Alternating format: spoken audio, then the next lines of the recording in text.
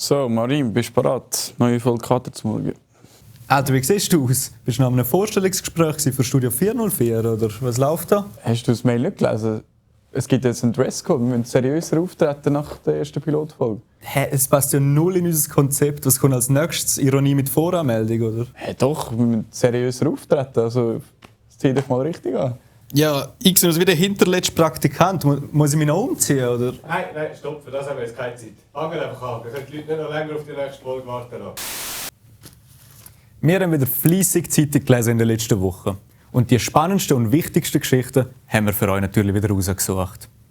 Und wir wissen, ihr habt eine strenge Nacht hinter euch gehabt. Darum schlürft eure Bouillon und lehnt euch zurück, weil wir sind wieder zurück mit Kater zum Morgen.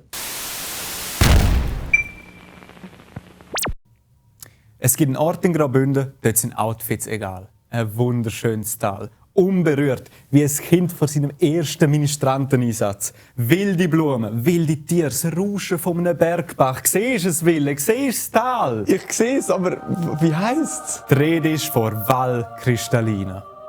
Und der Bund weiss natürlich ganz genau, wie man so ein Schweizer Auenland noch optimieren kann. Sie wollen nämlich das Kampfdrohnentraining dorthin verlegen. Und unser Korrespondent, der Till Fehler, ist dorthin schauen, was die Leute so von dem denken. Wunderschöne Natur, ein verschlafenes Bergtal und Kampfdrohnen. Das ist die Val Cristallina. Am Fuß vom Lukmanierpass könnte die Kriegsführung für die Zukunft entstehen. Der Bund will nämlich das nationale Kampfdrohnentraining hierher verlegen. Wir gehen jetzt ins nächstgelegene Bergdörfli die Leute fragen, was sie so von dem denken. Vai non c'è o Dio, aber auch kein Kiwini-Bo. Was, Bruder?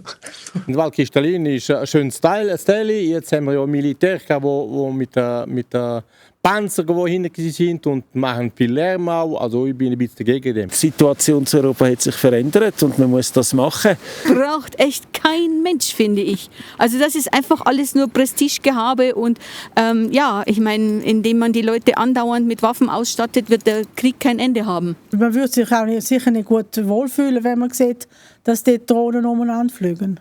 Oh, solange sie nicht auf mich schiessen, glaube ich nicht. Ich denke vor allem Bauern mit Schöfen und mit Kühen, die es auch dort hinten haben. Die Kühe sind so anpassungsfähig, die schauen vielleicht zweimal her und nachher ist für die das in Ordnung.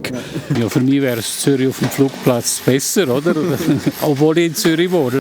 Ja, irgendwo muss man das Training machen. Also, ich sehe den Sinn nicht. Ganz ehrlich, what the heck, wer braucht den Scheiß? Ich bin froh, dass ich kein Politiker bin und das muss entscheiden, oder? Ja. Das war aus der Val Cristallina. Ich gebe zurück ins Studio. Danke vielmals, Till Fehler.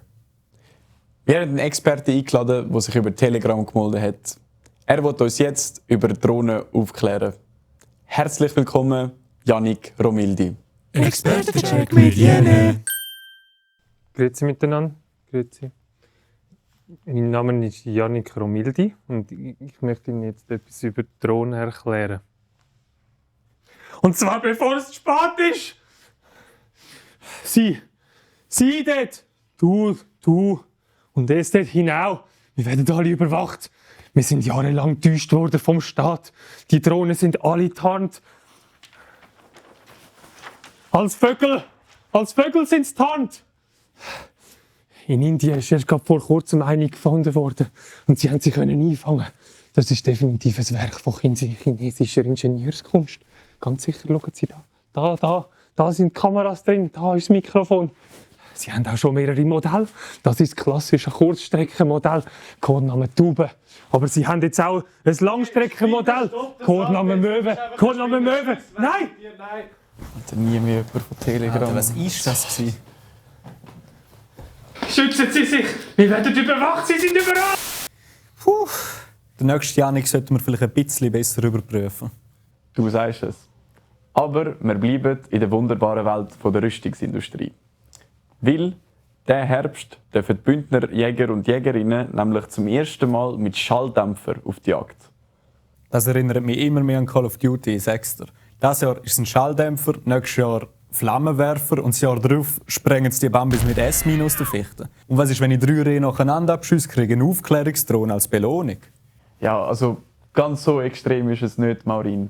Schalldämpfer bringen viele Vorteile mit sich. Zum einen ist der Schuss nicht mehr so laut. Ist nicht wahr. Und zum Zweiten, obwohl das Gewehr länger wird, erhöht es die Präzision. Das heisst, die Jäger können einfach noch mehr saufen, bevor sie auf die Jagd gehen. Und zum Dritten, es hilft Jagdhunden, ihr Silvestertrauma zu überwinden. Wie auch immer, ob 15 cm mehr oder weniger, es kommt auf die Technik drauf an. So gross. Ganz klar. Wir kommen zum nächsten Thema. Wer Auto fahren will, muss mit Stau rechnen. So steht zur Zeit. Ist das dein Ernst jetzt? Was denn? Wer Auto fahren will, muss mit Stau rechnen. Es steht zur Zeitung 1:1. Das ist, glaube ich, die dümmste Anmoderation, die ich von dir gehört habe seit der Pilotfolge, Marin. Und du fragst dich, wieso wir noch nicht mal 100 Followers haben auf Insta. Folgt uns, by the way, auf Insta, TikTok und abonniert unseren YouTube-Kanal. Wir heißen überall Kater z'Morg an. Das ist wie, wenn ich sagen würde, wer in die Body geht, wird nass. Oder wer Bündner ist, fährt Subaru. So dumm. What the heck? Wer braucht den Scheiß? Ihr wisst doch, wie es läuft. Unsere Sendung ist nicht nur Bündner Brainrot. Bober Montagno Caputi Bombo. Wir nehmen auch unseren Bildungsauftrag richtig ernst. Duolingo ist überflüssig, dank am romanischen Wort vom Tag. Yes. Ich finde es wichtig, dass wir auch immer ein Wort nehmen, das etwas mit Volk zu tun hat, aber auch etwas, das wirklich brauchbar ist. Darum das heutige Wort, passend zur Hochjagd 2027, der gute alte Minenwerfer. Und das Wort ist 4 Mines.